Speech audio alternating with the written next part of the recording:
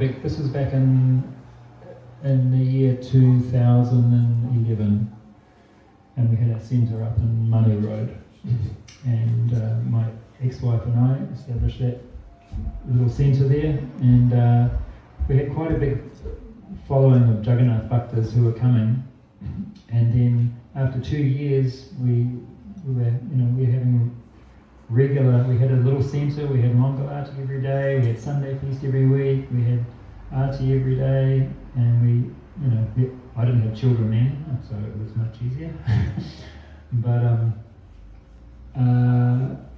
But then after 2 years, the person who carved the deities and who asked us to look after them, he came and asked for them back.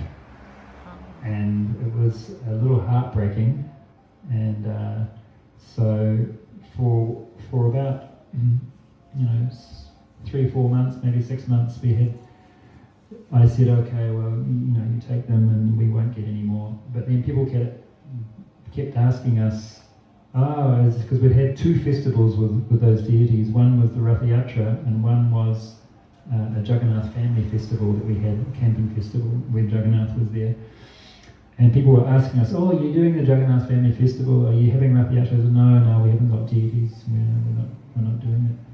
And then he kept asking, and I thought, we have to try and get some more deities. So I approached one friend who was a carver.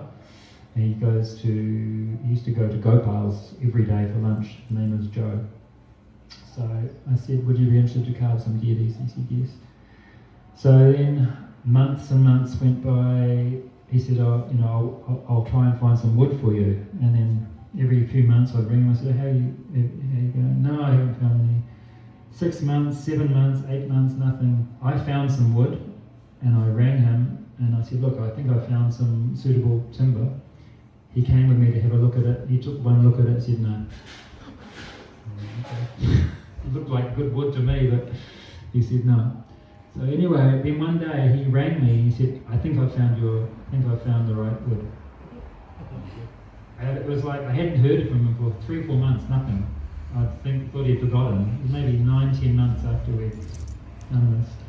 And then I went with him out to this farm, and I took some photos, thankfully. And this is Joe, and these are the logs. Now, first of all, notice that there are cows watching. This is auspicious. Straight away, I didn't realise until afterwards that the cows, look, they're all watching, all 3 of them. If one of them, the black and white one, has his head turned, they're all looking. And this is Joe, and these were the logs. And if you look carefully at the logs, you'll see one of them is black, has a black centre. One of them, the middle one, is a white one, and then the other one is a little bit smaller. Now I gave Joe no brief at all. I just said, would you like to carve some Jagannath deities? And he said, okay. So he didn't know what to look for, anything. So he found these logs, and I said, you need to find some logs. And then this is him chainsawing them up, bare feet. So this is the start of these Jagannath deities. Now this picture here, it's on its side, so I couldn't tell the AI to turn it around, but that is you have to turn your head to see, but it's Jagannath Baladev Subhadra when he first started to see them, to carve them. Yeah. Now this picture here on the left there's a story behind this, that Joe would go to Gopal's every day for lunch, and at that stage Atanu, Andrew, he was running Gopal's. And he said to Joe, what are you doing? What are you carving these days? And he said, I'm working on some deities for Buddhi. And he goes, and then he told him about Jagannath deities. He said, I've heard, and Tanu said, I've heard stories that when someone carves deities, that once the deity, if the deity is there, then the eye will manifest, the eye will come out of the wood. And Joe looked at him and thought, you Hare Krishnas are crazy, or whatever. And so he went back to his studio, he started carving. And then if you look at Jagannath, you can see his eye is right in the right place.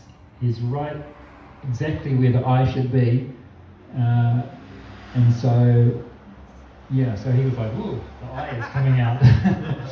So then Jagannath is present now. So, and that's just, we went up there to see how the carving was going on, and we took, actually, do you know, maybe you don't, Achal Krishna, he comes sometimes, he's a Brahmana from Auckland. He comes to your shop sometimes, Krish. Yeah. He came and he came with us, and we did some ceremonies while the deities were being carved. Gave some gifts to the carver, and so this is when they were being painted originally, and you can see there's a little red spot in Jagannath. This is his heart, and then his heart that comes out. There's a piece of wood that comes out, and inside there is Radharani's feet. The little feet.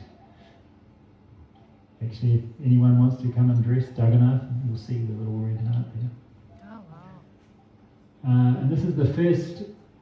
After we had them painted, we had a program and a ceremony, and the devotee there doing the arati is Radha Shyama, who you would have.